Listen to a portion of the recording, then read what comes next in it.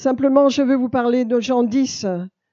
Alléluia. Et de votre position en Christ, de qui vous êtes, de ce qui se passe, de ce qui s'est passé quand vous êtes né de nouveau, quand vous êtes entré dans cette bergerie nouvelle dans laquelle vous vivez et je vis. Amen.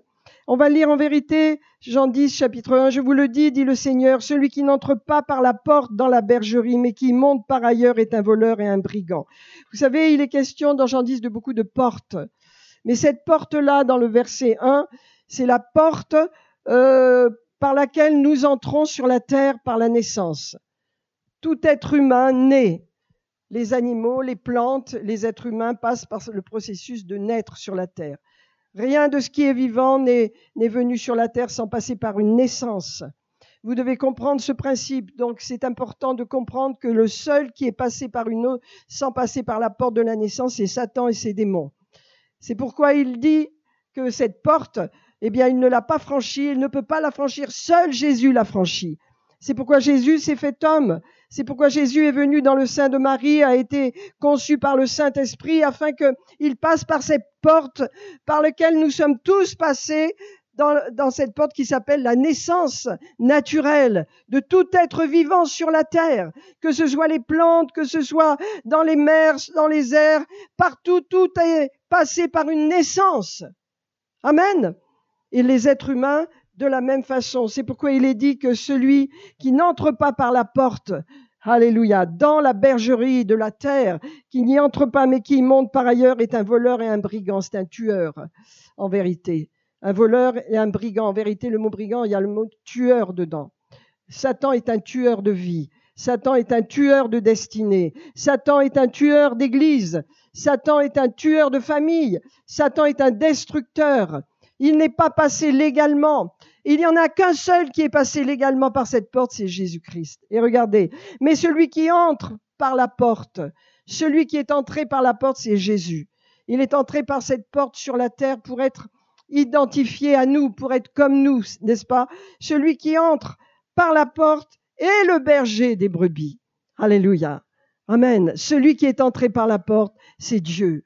Dieu a dû se faire homme et entrer par cette porte de façon à nous conduire à la vie éternelle. Alléluia. Est-ce que vous réalisez cela, mes amis? Dieu s'est fait homme. Il est entré par la porte et il est le berger des brebis. Alléluia. Un berger, qu'est-ce qu'il fait, un berger? Eh bien, il conduit, il nourrit, il prend soin de ses brebis. Amen. Donc, c'est le bon berger. Il est le berger. Le portier lui ouvre. Alléluia. C'est le Saint-Esprit qui a ouvert la porte à Jésus. De même que c'est le Saint-Esprit qui nous a ouvert la porte dans notre vie. Alléluia. Et c'est le Saint-Esprit qui dépose ce nouveau manteau sur nos vies. Certains ne le conçoivent pas encore, ne le réalisent pas. Mais Seigneur te dit ce matin, libère ta foi et crois que tu l'as reçu. Si tu crois que tu l'as reçu, tu ne vivras plus de la même façon. Tu ne parleras plus de la même façon. Tu n'agiras plus de la même façon. Parce que tu l'as reçu. Si tu crois, alléluia, tu verras. Si tu crois, tu verras. Hors de la foi, il est impossible de plaire à Dieu. Tout ce que Dieu fait pour nous sur la terre, nous le recevons par la foi et pour la foi. La foi, c'est croire ce que Dieu dit dans sa parole. Et croire maintenant, ça n'est pas de l'espérance. L'espérance dit, oh, je l'aurai demain. Oh, le manteau, je le verrai demain. Oh, la puissance, c'est pas pour moi maintenant, mais demain, je me prépare. Non, ça, c'est pas de la foi, c'est de l'espérance. Ça ne produit rien. Alléluia, la foi c'est pour maintenant. La foi prend ce qui est de l'espérance et le met dans le maintenant. Le manteau c'est pour maintenant. Le feu c'est pour maintenant. La transformation de la vie de prière c'est pour maintenant. Le désir de pleurer devant Dieu pour les âmes qui se perdent c'est maintenant. Le désir de changer notre direction de prière c'est maintenant. C'est la foi. Amen. Et la foi c'est pour maintenant. Alléluia. Je parlais avec quelqu'un que j'apprécie beaucoup, qui fait vraiment de belles choses, pour lesquelles j'ai une haute opinion, une bonne opinion, et qui me disait combien il doute de lui, combien il est incertain, combien il est mal à l'aise avec lui-même. Et la seule chose que je peux lui dire et que je lui ai dit, c'est « Regarde à qui tu es en Christ, mais pour cela, il te faut de la foi. » Si tu n'as pas de foi, si tu ne crois pas ce que tu es en Christ, qu'est-ce qu'on peut faire? Si je ne crois pas qui je suis en Christ, qu'est-ce que je peux faire? Qu'est-ce que Dieu peut faire? Il fera rien. On peut prier 50 fois, 100 fois, 1000 fois, rien ne se passera. Tu dois croire qui tu es en Christ. Tu dois croire ce que Dieu dit, ce qu'il a fait de toi. Tu dois le croire. Tu as reçu le Saint-Esprit. Alléluia, tu dois le croire que tu as reçu l'esprit de puissance. Alléluia, ça veut dire que quand tu vois des malades et qu'ils sont proches de toi, tu dois imposer tes mains. C'est pas toi qui guéris, c'est Jésus, mais tu dois le croire. Alléluia, que tu as reçu cette puissance et qu'elle agit pour les gens. Si tu ne crois pas, rien ne peut se faire. Alléluia, Abraham a cru. Alléluia, cela lui a été imputé à justice. Aujourd'hui, nous marchons dans une justice qui est la justice de Dieu. Nous n'avons plus de propre justice. Mais devant Dieu, nous nous présentons avec la justice de Dieu. Alléluia, il nous a rendus justes. Il nous a rendus propres. Il nous a rendus droits. Il nous a rendus honnêtes. Il nous a rendus fidèles.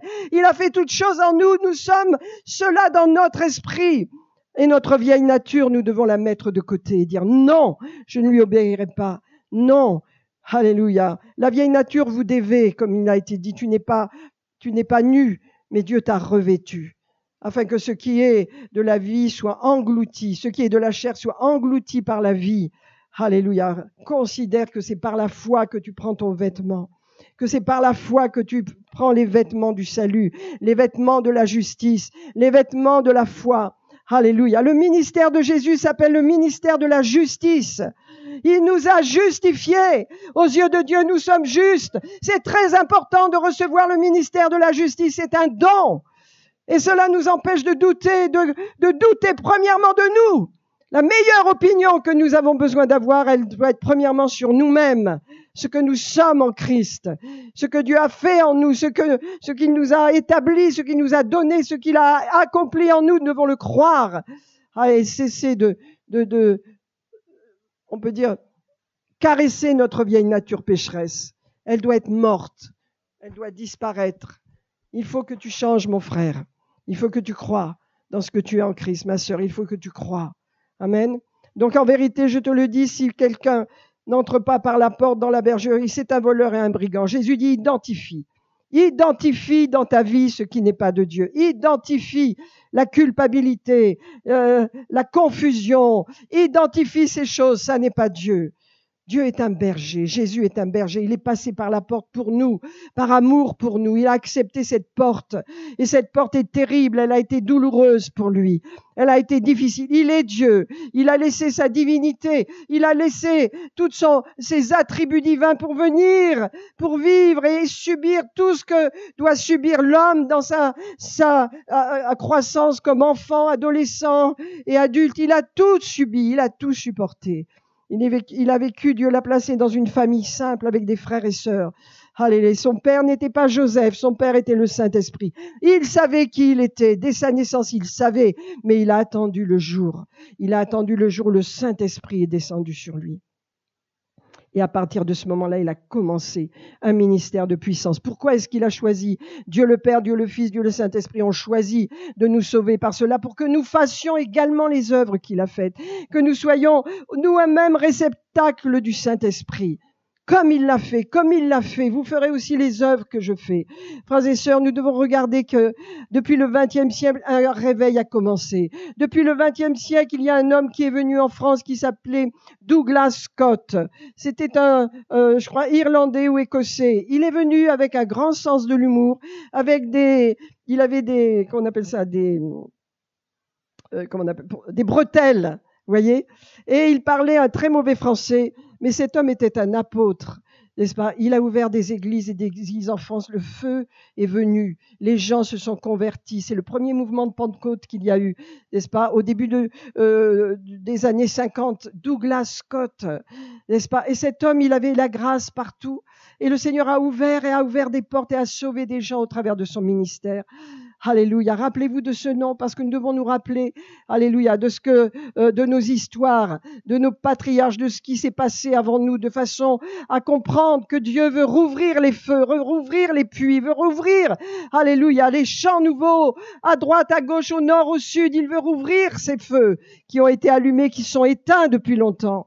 Il veut les rouvrir à nouveau. Il veut les rouvrir en Bretagne. Il veut les rouvrir dans le centre de la France. Il veut les rouvrir partout. Et il y a beaucoup de feux qui sont déjà ouverts. Et quand vous regardez au réveil, Le réveil ensuite qui a suivi, c'est le réveil charismatique qui a balayé aussi le monde catholique. Et ensuite, il y a eu le réveil de guérison qui est venu par l'Angleterre et les États-Unis et qui a été un réveil magnifique de guérison. Et ensuite, il y a eu le réveil de la foi avec la parole de foi et le ministère de Kenneth Hagin. Et aujourd'hui, nous sommes dans un nouveau réveil. Aujourd'hui, c'est l'Église qui se lève. Aujourd'hui, c'est pas un homme, une femme avec un nom qui va apporter le réveil. C'est nous tous ensemble. Allez, c'est un nouveau réveil. Nous devons comprendre le nouveau réveil qui vient, le nouveau manteau qui vient. C'est ensemble que nous allons faire des choses. Parce que la gloire, le Seigneur ne la donnera pas à un homme ni à une femme. À lui seul soit la gloire. De tout ce qu'il va faire dans les temps futurs, à lui seul soit la gloire. Alléluia. C'est pourquoi Jésus a payé le prix. Alléluia. Et il va vous utiliser, mes frères et sœurs, si votre cœur est prêt. Si votre cœur est près de Dieu et si vous commencez à prier et à crier pour les âmes, à crier pour le salut des âmes, à pleurer, à laisser Dieu vous briser, comme ce vase que cette femme pécheresse est venue répandre ce parfum aux pieds de Jésus et qu'elle pleurait. Vous savez, on ne pleure pas facilement. Si on veut se forcer à pleurer, on peut pas. Mais quand notre cœur est brisé, nous pleurons. Il y a des larmes qui tombent de nos yeux parce que nous désirons ardemment voir ce feu se manifester et voir des hommes et des femmes venir dans le royaume de Dieu. Amen. Ça n'est pas un esprit de clocher que j'ai. Je l'ai pas, je l'ai jamais eu. C'est l'esprit de Jésus qui nous pousse à aimer les gens. Alléluia. Pour qu'ils viennent à Jésus. Amen. À leur parler partout où nous sommes. Alléluia. À partager notre foi. Alléluia. Donc Jésus dit, celui qui entre par la porte, eh bien c'est le berger des brebis. Le portier lui ouvre et les brebis entendent sa voix. Amen. Alléluia. Le portier, c'est le Saint-Esprit. Et si nous entendons la voix de Jésus, c'est parce que le Saint-Esprit est en nous. Parce que le Saint-Esprit vit en nous. La porte de notre cœur a été ouverte. Le Saint-Esprit. Le Saint-Esprit, c'est pas la tête, c'est là, c'est le Saint-Esprit. Alléluia, il vit en vous, il vit en moi. Alléluia. Le portier lui ouvre et les brebis entendent sa voix. Est-ce que tu entends la voix de l'Éternel?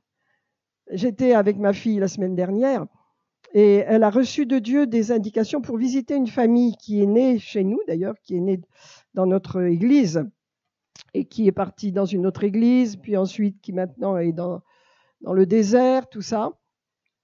Et elle a reçu de Dieu. Et elle a reçu exactement la rue.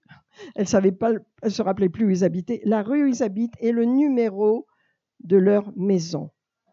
Parce que Dieu dit, je veux que tu les visites. Vous vous rendez compte? C'est écouter de Dieu. Mais Dieu peut le faire pour vous aussi. Si vous vous rapprochez de Dieu. Alléluia. Elle est allée visiter cette famille.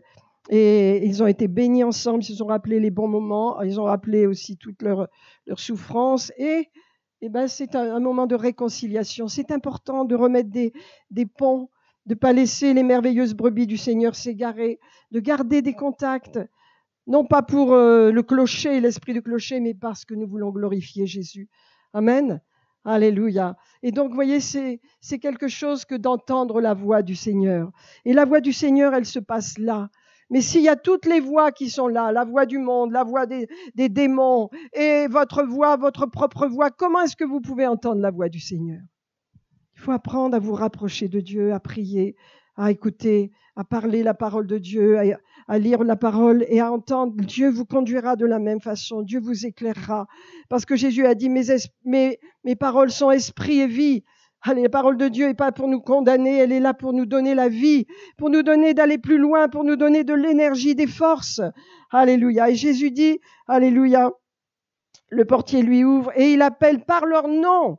C'est les brebis qui lui appartiennent et il les conduit dehors.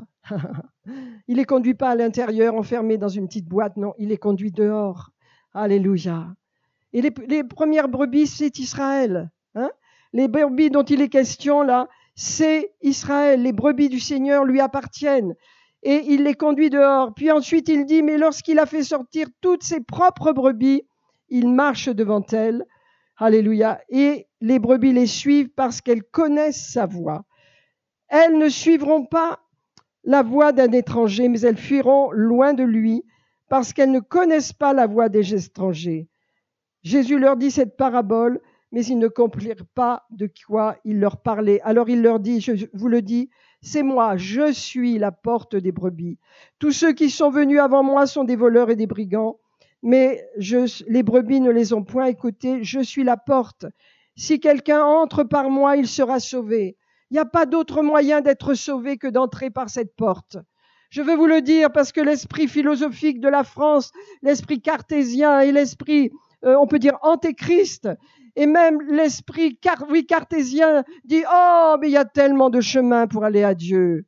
Il y a plusieurs chemins. » Non, il n'y en a pas. Jésus, le Fils de Dieu, le Roi des rois, a déclaré « Il n'y a qu'un seul chemin. » Il le dit, regardez, je suis la porte. Si quelqu'un entre par moi, il sera sauvé. Tu peux pas entrer par une autre porte.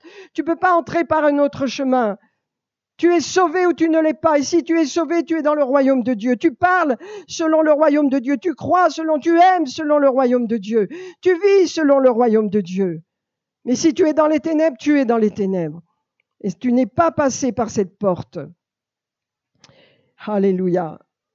Et donc, je continue ma lecture. Le voleur ne vient que... je suis la porte. Si quelqu'un entre par moi, il sera sauvé. On ne peut pas entrer par autre chose que par autre personne que par Jésus. Et la philosophie, tout ce qu'on peut faire de bien ne nous sauvera pas. Non, il faut entrer par cette porte. Alléluia. Amen. Si quelqu'un entre par moi, il sera sauvé. Il entrera et il sortira. Amen.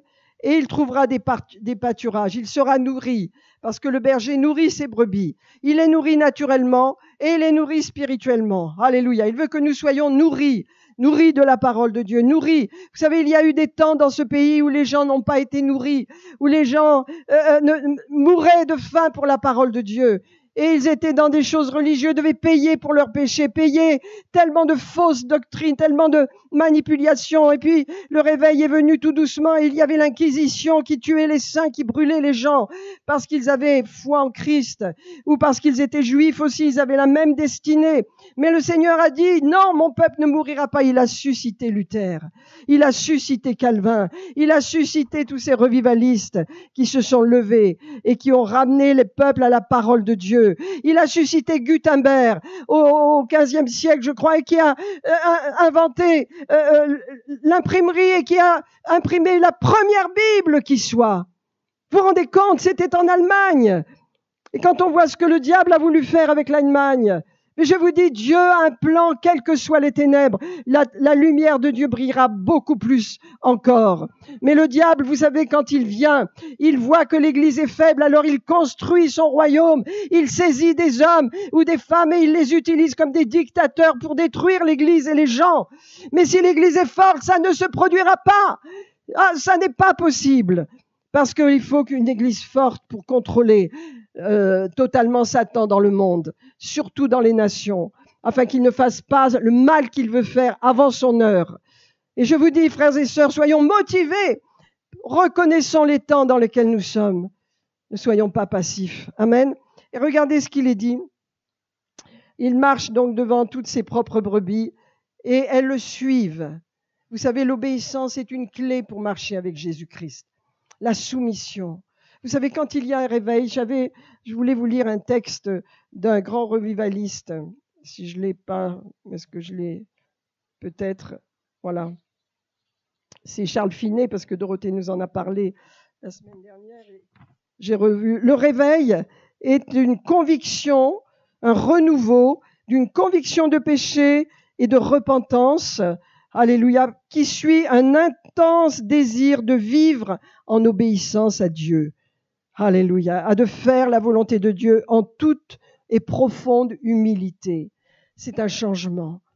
Et ce manteau, comme on nous a dit, il est en train d'opérer en nous ce changement. Adhérons au manteau de Dieu par la foi. Adhérons à l'onction de Dieu, parce qu'il est en train de le faire. Il est en train de corriger nos erreurs. Il est en train de corriger notre façon de voir. Il est en train de réveiller nos cœurs. Il est en train de nous faire réfléchir sur l'enfer. Il est en train de nous montrer ce qui brûle en enfer et ce qui doit aller à la vie éternelle. Il est en train de nous donner des indications de prière et d'intercession pour les âmes perdues, afin que nous soyons ceux qui payons le prix pour cela. Vous savez, il y a des gens, ils aimeraient bien passer par-dessus toutes les circonstances pour aller directement à la facilité. Moi, je connais une femme, elle a une sœur, sa sœur est une sorcière. Qu'est-ce qu'une sorcière? C'est une femme qui a une apparence chrétienne, mais qui trafique avec Satan contre l'Église, qui envoie des sorts, qui envoie des choses.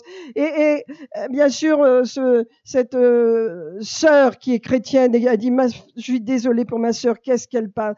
Elle fait ci, elle fait ça, elle fait beaucoup de mal. Et le pasteur lui a dit, écoute, priez pour votre sœur, priez. Maintenant, vous savez qui elle est, vous savez ce qu'elle a prié. Et cette femme a prié, elle a payé le prix, parce qu'il y a un prix à payer que vous ne pouvez pas prier, que vous ne pouvez pas payer vous-même, n'est-ce pas? Et donc, cette sœur a prié pendant des années, jusqu'à ce qu'elle abandonne sa sorcellerie. Elle l'a abandonnée. Maintenant, elle est en paix et elle revient tout doucement à Jésus. Mais c'est le prix à payer quand vous avez dans votre famille des gens qui font du mal, quand vous aviez des gens qui sont capables de trafiquer contre vous, contre l'Église, contre les pasteurs, contre si vous devez arrêter ces choses, mais vous devez aussi payer le prix. Et je vous le dis, parce que souvent, vous savez, ces gens, ils ont beaucoup de pouvoir et ils aveuglent la pensée des personnes pour que je dise, mais non, il n'y a pas de problème, tout va bien. Non, cette sœur, elle a dit, ma sœur est dans les ténèbres, je ne veux pas qu'elle reste dans les ténèbres. Alors je vous le dis, je ne suis pas d'accord avec elle, je la laisse de côté, mais je vais intercéder auprès de mon Dieu. Et ce n'était pas à l'Église de le faire. Il y a des choses, moi, pour ma famille, c'est moi qui les fais. Il y a des choses, pour les miens, c'est moi qui le fais. Amen. De même, vous. Alors l'Église soutient, c'est vrai, mais il y a des combats que vous devez mener vous-même. Et quand vous les menez, Dieu vous donnera la victoire. Alléluia. Amen. Vous savez, nous cherchons tellement la facilité. Mais aujourd'hui, pour avoir un réveil, ça n'est pas de la facilité. L'ennemi va nous combattre et veut nous combattre, mais il n'aura pas la victoire. Amen. Alors Jésus dit, regardez, elles ne suivront pas un étranger. Vous voyez? Tellement de gens suivent des étrangers. Tellement de gens peuvent se laisser séduire. Les petits du Seigneur s'attachent à la voix du Seigneur, s'attachent à la parole et ils ne seront pas volés.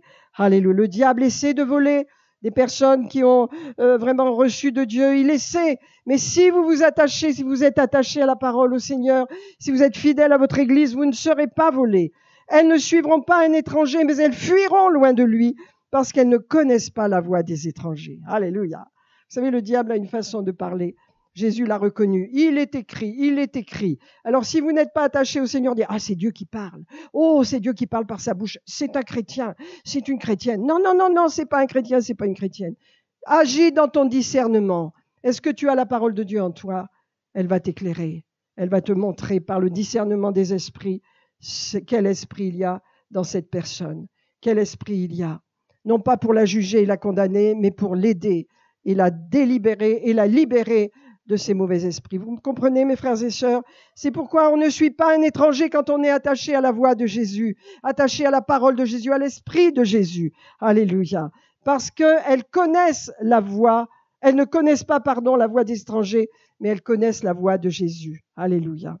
Jésus dit, je suis la porte des brebis. Et il dit au verset 10, le voleur, celui qui est entré par effraction sur la terre, celui pour lequel il y a un grand combat, et son combat est dirigé vers l'Église pour l'empêcher de grandir, pour l'empêcher de sauver des âmes. Ce grand combat, eh bien, le Seigneur l'appelle, c'est un voleur. Et il est dit, regardez, le voleur ne vient que pour dérober, égorger et détruire. Lorsque vous avez des vols, on vous vole votre argent, on vous vole votre travail, on vous vole votre paix, on vous vole votre famille. Vous savez qui le fait, ça n'est pas Dieu. Vous voyez, le diable, avec sa religion, s'est déguisé en Dieu pour faire croire que c'est Dieu qui fait ci, c'est Dieu qui fait des accidents, c'est Dieu qui emmène des maladies, c'est Dieu. Non, c'est pas Dieu, c'est le voleur. Il ne vient que pour voler, égorger et détruire. Moi, je suis venu, dit Jésus, afin que mes brebis aient la vie. C'est pas la vie sur la terre uniquement, c'est la vie éternelle. C'est la vie de Dieu, la qualité de vie en Dieu que vous avez, que j'ai. C'est une qualité de vie qui me porte à avoir la foi, qui me porte à avancer, qui me porte à croire, qui me porte à ne jamais me décourager, qui me porte à être rempli du feu de l'esprit, à prier, à aller de l'avant, à prendre de nouveaux défis. C'est la vie de Jésus qui est en vous. Alléluia. Et c'est pourquoi il est dit, regardez, moi je suis venu afin que mes brebis aient la vie et qu'elle soit dans l'abondance ou qu'elle ait de l'abondance. Vous voyez la vie de Jésus. En vous, c'est la mission. C'est pas uniquement pour vous faire du bien chez vous, vous reposer encore et encore et encore éternellement. C'est pour être actif. La vie de Dieu, c'est pour entrer dans la mission. Est-ce que vous le croyez? Quand je suis devenue chrétienne, je suis entrée dans la mission de Dieu. Quand vous êtes devenue chrétienne, vous êtes entrée dans une mission. Un appel à prier, un appel à soutenir l'œuvre de Dieu.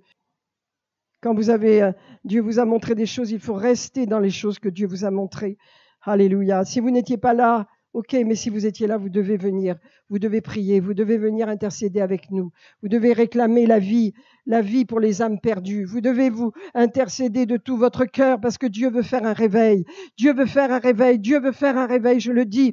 Et le manteau que nous avons maintenant, c'est un manteau pour nous réveiller, pour nous ranimer et pour dire oui, je suis d'accord avec ce message. Je veux plus et je vais commencer à réformer ma vie. Vous savez, les grands revivalistes ont apporté des réformes. Et quand on est dans le réveil, on se réforme, on change les mauvaises habitudes, on prend de nouvelles habitudes.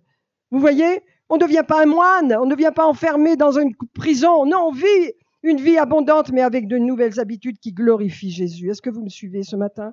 Est-ce que vous êtes d'accord avec ce que je dis? Est-ce que vous pouvez dire oui, amen, amen, amen, amen, alléluia. Le voleur ne vient que pour dérober, égorger. Moi, je suis venu afin que les brebis aient la vie et qu'elles vivent dans l'abondance. Et l'abondance de Dieu, c'est pas être le plus milliardaire ou le millionnaire de la terre. C'est avoir tous vos besoins pourvus et avoir cette notion de régner avec Christ sur la terre. Mais vous voyez, il n'y a pas de petite mission, il n'y a pas de petite église. Il y a de grandes visions, il y a de grands réveils, il y a de grandes motivations. Et c'est pourquoi il est dit que Dieu nous donne en abondance pour la mission, pour faire notre appel, pour accomplir notre appel. Amen. Alléluia. Merci Seigneur. Merci Seigneur. Alléluia. Et donc Jésus rappelle, je suis le bon berger. Moi, je fais du bien. Je suis bon. Je suis pas le Dieu qui tue. Je suis pas le Dieu qui détruit les vies. Je suis un bon berger. Jamais Dieu vous poussera à avoir un accident. Jamais Dieu vous poussera à mettre votre tête dans le feu. Jamais Dieu vous poussera à faire des choses. Non, c'est pas Dieu. Il est bon. Il est un berger bon. Je suis le bon berger et à tel point que je donne ma vie pour mes brebis. Il parle du mercenaire, n'est-ce pas? N'ayons pas un esprit mercenaire. Si nous avons l'esprit du bon berger, nous prendrons soin des brebis du Seigneur. Nous prendrons soin les uns des autres. Nous prendrons soin de ce qui se passe autour de nous, auprès de nos frères et sœurs également, dans nos familles. Nous prendrons soin. Amen. Alléluia. Et il dit, comme le Père me connaît, comme je connais le Père, je donne ma vie pour mes brebis. C'est pourquoi nous allons prendre le repas du Seigneur tout à l'heure. Et voilà ce que je voulais vous dire, le verset 16, je vais terminer avec ça. J'ai encore d'autres brebis. Quand Jésus parlait de cela, il était en Israël, il parlait de ses brebis, les premières brebis. Il faut que j'annonce déjà aux brebis perdues de la maison d'Israël, c'était son premier mandat, mais il dit j'ai encore d'autres brebis.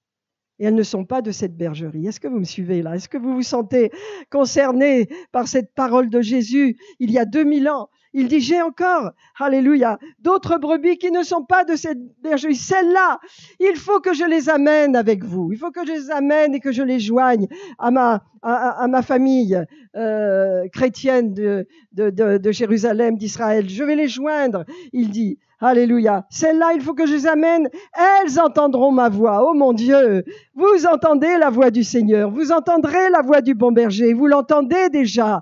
Elles entendront ma voix. Alléluia. Elles ne suivront pas la voix des étrangers. Elles entendront la voix de Jésus. Elles n'entendront pas la voix de la religion, la voix des leaders spirituels qui parlent selon leur propre cœur. Non, elles entendront la voix de Jésus. Nous entendons la voix de Jésus, la parole de Jésus, l'esprit de Jésus. Alléluia. Et j'ai encore d'autres brebis qui ne sont pas de cette bergerie. Celles-là, il faut que je les amène. Elles entendront ma voix. Il y aura un seul troupeau et un seul berger. Alléluia. Il n'y a qu'un seul troupeau. C'est comme ça que nous devons concevoir l'Église. Bien sûr, nous sommes une Église locale, mais il y a un seul troupeau. Le troupeau de Dieu, il y en a à Vichy, Dieu merci, pas assez. Alléluia. Le troupeau de Dieu est partout. Vous savez, le grand réveil de la fin des temps a commencé. Le grand réveil de la fin des temps a commencé. Nous ne voulons pas être en dehors. Nous voulons être dedans. Nous voulons être dedans. J'aimerais que vous preniez Jacques, en gardant ce passage, Jacques 4. Alléluia. Oh, Shekem al-Masso. Il a commencé dans les nations. Alléluia. Oh, Shekem al-Masso Koma. Alléluia. Jacques 5, verset 7, il est dit, soyez donc patients, frères, jusqu'à l'avènement du retour, l'avènement du Seigneur. Ça veut dire, soyez patients, Église, avec tout ce qui va se passer autour de vous, les changements climatiques, la détresse des animaux, des gens qui vont fuir la chaleur, qui vont chercher à se réfugier, qui vont souffrir. Et toutes ces souffrances nous appellent à être patients, pas à être impatients, mais à être patients. Parce que qu'est-ce qui se passe? Dieu dit, je laisse les choses aller d'elles-mêmes parce que j'attends quelque chose. Soyez donc patients, frères, jusqu'au retour de Jésus. Est-ce que vous croyez que Jésus revient dans ce monde complètement bouleversé, où on enseigne aux petits garçons à être des filles et aux filles à être des petits garçons, où on enseigne l'homosexualité dès l'enfance comme quelque chose de normal?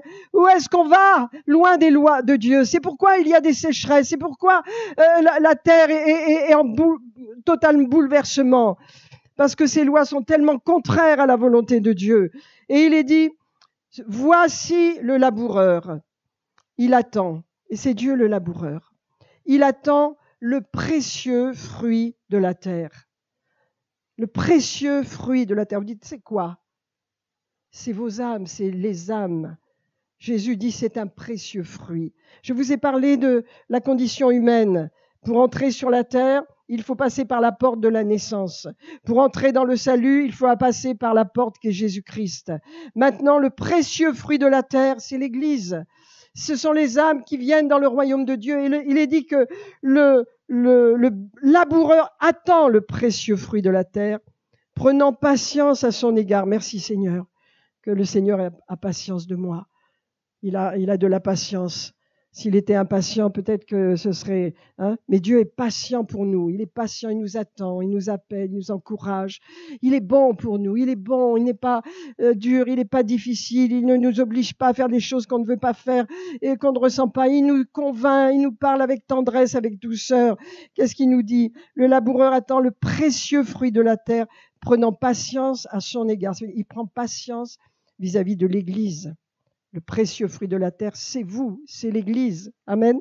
Jusqu'à ce qu'il ait reçu ce précieux fruit de la terre, ça veut dire qu'il a besoin de recevoir quelque chose de plus. Les pluies de la première et de l'arrière-saison. Alors les pluies de la première saison, vous le savez, c'est la Pentecôte, c'est fait. Mais déjà au IVe siècle, c'était terminé. Et la religion venait, on établissait l'apôtre comme un évêque, l'évêque de Rome, l'évêque de Sil, l'évêque d'Antioche, etc. Ça ne bougeait plus, les ministères étaient terminés, on établissait la religion. Mais aujourd'hui, dit, j'attends le fruit de l'arrière-saison, c'est l'automne. C'est une arrière-saison. Nous sommes en automne, avant le retour de Jésus. Amen. L'arrière-saison, c'est la fête des tabernacles aussi. C'est là où le peuple d'Israël venait et apportait les fruits au temple, les fruits de leur culture. Ils apportaient la vigne, ils apportaient les pommes, les fruits, etc. Ils les offraient en prémisse au Seigneur. C'est la fête des tabernacles. Mais le Seigneur dit, je suis un vigneron, je travaille ma vigne, mais j'attends le précieux fruit de la terre, qu'elle descende ces pluies sur cette arrière-saison et qu'elle produise des fruits nouveaux. Et c'est ce que nous voulons ce matin, avoir cette pluie de l'Esprit qui descend sur nous. On va prier maintenant. C'est la pluie de l'arrière-saison, cette pluie qui vient. Et si vous regardez ce qui se passe dans le monde entier, l'Église est partout. Il y a Église en Chine, il y a Église en Russie, il y a Église en Asie, en Pologne, en Ukraine. Il y a l'Église partout. Les églises sont partout. Des millions et des millions de chrétiens se lèvent, mais nous avons besoin de plus. Il y a des églises, merci Seigneur, en France, mais Dieu va faire plus. Il va grandir, il va faire des œuvres glorieuses pour que beaucoup entrent dans le royaume de Dieu. Et regardez ce qu'il est dit, vous aussi soyez patients et affermissez vos cœurs, car le retour du Seigneur est proche. Alléluia. Vous savez, c'est un moteur de savoir que Jésus revient. C'est un moteur de savoir que nous passerons devant le tribunal de Christ et que nous rendrons compte de notre vie. C'est un moteur. C'est un moteur. Soyez patients. Ça veut dire attendez, faites ce que vous avez à faire. Sachez que Dieu est à la porte. Il est à la porte. Alléluia. Et préparez vos cœurs, affermissez votre foi. Croyez que vous avez ce manteau. Croyez que votre vie de prière a du prix pour Dieu. Croyez que vous avez des combats à mener, que vous seuls devez mener, que vous aurez la victoire. Croyez qui vous êtes. Arrêtez de croire que ce que vous n'êtes pas. Commencez à croire à votre identité en Christ. Commencez à confesser cette parole. Les choses anciennes sont passées. Toutes choses sont devenues nouvelles. Alléluia. Vous qui êtes en Christ, vous êtes une nouvelle création. Dieu s'intéresse. Vous savez, la parole de Dieu dit, Dieu est un Dieu jaloux qui chérit l'esprit qu'il a fait habiter en nous. Ça veut dire Dieu aime son esprit en nous. Il aime pas notre vieille nature. On pense de nous, toute cette vieille nature adamique qu'on choisit, qu'on caresse, qu'on vraiment prend soin. Mais ça n'a pas d'intérêt. Dieu regarde l'esprit qu'il a fait habiter en vous. Il est intéressé par cet esprit et il en est jaloux. Ça veut dire qu'il en est passionnément amoureux. Pas dans le sens négatif d'un jaloux, mais dans le sens qu'il aime cet esprit. Et chaque fois que nous sommes animés de l'esprit pour prier, pour prêcher, pour parler, pour témoigner, pour aller à la réunion, pour bénir l'église, chaque fois Dieu aime cela, car il a fait reposer en nous son esprit, l'esprit de Christ. Alléluia. Et il aime l'esprit qu'il a fait reposer en nous. Amen. Bénissons le Seigneur. Oh Seigneur Père, nous bénissons ton nom. Tu nous ranimes, Seigneur. Tu nous as ranimés ce matin. Tu nous as ranimés dimanche dernier, mais c'est déjà dimanche dernier. Et Seigneur, continue de nous ranimer. Continue, Seigneur, de libérer ce manteau de vie en nous, Seigneur, et sur nous. Dans notre vie de prière, dans notre conception des choses. Change-nous, Père. Change-nous, Seigneur, afin que nous ayons dans notre cœur le désir de voir les âmes sauvées, le désir de voir les gens à toi, le désir de nous réjouir du salut que tu as offert et que nous entrions dans cette mission qui est la nôtre, Seigneur. Oh, change-nous. Nous allons prendre le repas du Seigneur ce matin. Et nous allons prendre par la foi d'un changement, d'une transformation en nous. Je veux le prendre en disant, Seigneur, je me transforme. Je me change. Tu me changes, de gloire en gloire dans ce repas de vie et de victoire du ressuscité. Je le prends avec foi.